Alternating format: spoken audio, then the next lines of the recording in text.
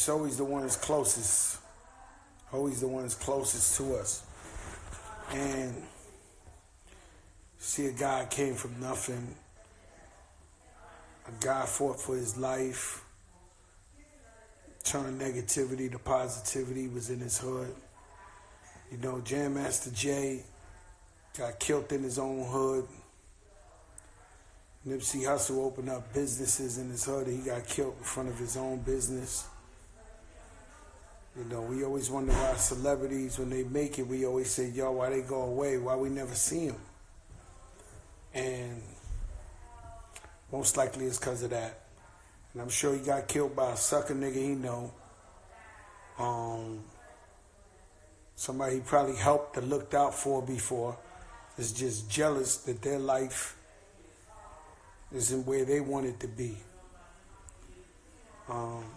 And it's sad because here you got somebody trying to do something positive, you know, do something for the community, see the bigger picture. You know, I always tell y'all when I get on my live, I know y'all think I preach, but I always tell y'all, it ain't just making it out the hood, it's going back to your hood. It's going back to your hood and investing in your hood and giving jobs in your community, bro. Caring about your people.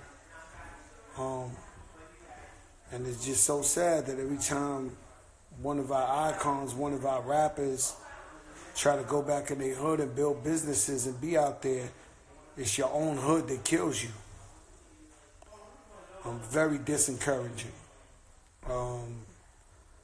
So, you know, it's sad. You know, I knew Nipsey for years. I met him on Cypress Avenue. Steve LaBelle brought him through, shooting a video in the Bronx. He came through. He was a beautiful kid since I met him. I seen him at the Rock Nation brunch. We was kicking it. Me, him, his girl. But I mean, like, just a beautiful guy, man. And you got to also understand in the media, you know, I know he was a gangster rapper. I'm a gangster rapper. We entertaining people, bro. We ain't no different than Brian De Palma or somebody who makes gangster flicks. You know, they get to go play golf and and be regular, upstanding citizens. So just because a person makes gangster music or real hip-hop, per se, doesn't mean, you know, they're bad people at all. So you got to understand that this is entertainment. You know, it's a super sad day for hip-hop music. I was sick yesterday, man. I ain't even sleep right. Because one of our warriors passed away, you know? Just like with Prodigy, even though different circumstances, you know, you never really know what you got till you lose it. You know what I'm saying? So, as far as an energy, a beautiful energy, you know? You know, Nori posted up something. He said, most of your enemies is somebody you once helped. And it's sad, but it's true. Most of the people I ever consider enemies are people I fell out with after I helped them. You know, and I always say, we come in this world by ourselves, butt naked, no plan, we don't know what we gonna do. And then once you get in a position of strength or power, you try to uplift your people and bring them with you and give jobs to your people or show them stuff that they would have never had any chance of seeing. And the minute you can't help them, that's the minute you ain't shit. You ain't nothing. It makes you wonder if it's worth even looking out for the entourages or whatever you want to call that shit, or the people who's your so-called friends or whatever the case may be. And I'm not pretending to know what happened to Nipsey Hussle. I don't know who did that to him. I don't know what. What I do know is that he was always a positive guy, man, and he was giving back to his community. And it's a shame, man. And I don't think at this point of his life and career he did anything. He would do something that merits that, you know? And all we could do is continue to show love. Outpouring the love is beautiful. I see all over social media, all over everywhere. Everybody's paying their respect, showing love to a good guy. But it's sad for hip hop, man. It's sad for black people. It's sad for Latino people. It's sad for brown people, where we can't embrace each other. Why we gotta hate? Why we can't love each other? And yeah, I was crazy at one time, and anybody who's from the Bronx or whatever, they know Joe was crazy. But with age comes wisdom, comes knowledge, growth.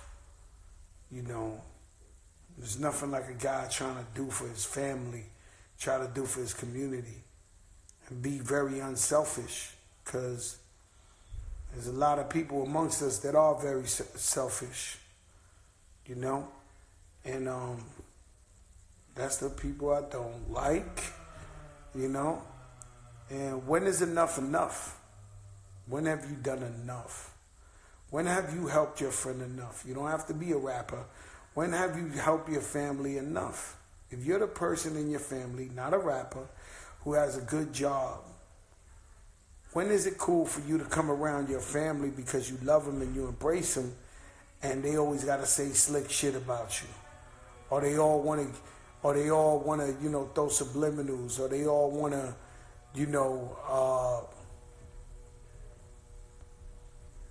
be mad or always say some shit like that. Or they want to lean on you, like, yo, can I hold some money? Can I this? Can I that? Can I this?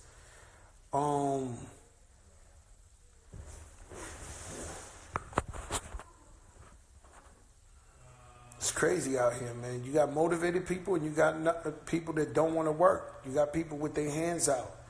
You got people always begging. Since when it been cool to be a grown man, don't want to work and always want to beg people and always something's wrong if that, It's shit's crazy out here, man. And for me, I come to the realization now, maybe because I'm older, that we all gonna die. So, it's just different ways people gonna die. So, I'm just like, as long as you live your life righteous, you try to do good by the people, you're a real father to your kids, you really look out for your kids. I always tell y'all, a man that's a father to a kid and he gives them a pair of sneakers on Christmas and don't give him nothing else, he ain't a real father. You got to be a hunter, you got to be a provider, you got to provide for your family. So everybody don't see. They see jewelry, they see the chandelier, they see the this, but they don't see 5 a.m. niggas getting up. Nigga Fat Joe, his biggest fear is getting on a plane. They don't see me flying over Africa, the fucking plane going like this. And I'm praying 1,000,000 times, begging God, please let me land. That's the shit some of us got to deal with. We got to conquer our fears. We got to do whatever we got to do to make sure we can take care of our family, leave a legacy, leave something back in our community. And that's what I think this man was about, man. I think he was about, he was ahead of his time. He was young, making major moves. And it's sad to see his life taken. And he could have continued to help more people in his community. And now that's been cut short.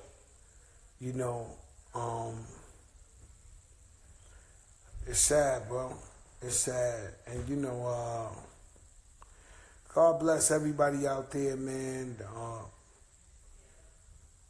who's going through, all type of stuff in your life, man. Just try to be strong, try to pick up the pieces, even if you got the rug swept from under you, even if they try to chop your legs, get back up, keep fighting. They did it to me 1,000,000 times. Every time I went to the studio with Scott Storch, we made #1 records. Scott Storch had his problems, and then I had to figure it out. I had to get back with some new producers or whatever, figure it out. Look, life is a big journey, man. It's full of lessons and obstacles. You can't know what it is to succeed unless you deal with failure. And you got to fail several times, or more than enough times, so you can succeed. So That's how you gotta go by it, man. Um, God bless everybody. I ain't really read the shit and all that today, but yesterday, today, it was a day of mourning. Play Nipsey Hussle's record, stream it, break a record. It's unfortunate the niggas gotta die for people to really, really support him. But man, maybe now you go in there and you figure what he's all about and what he was talking about in his music. We got his music. He left that. He put his heart on his music. So go support him. All right.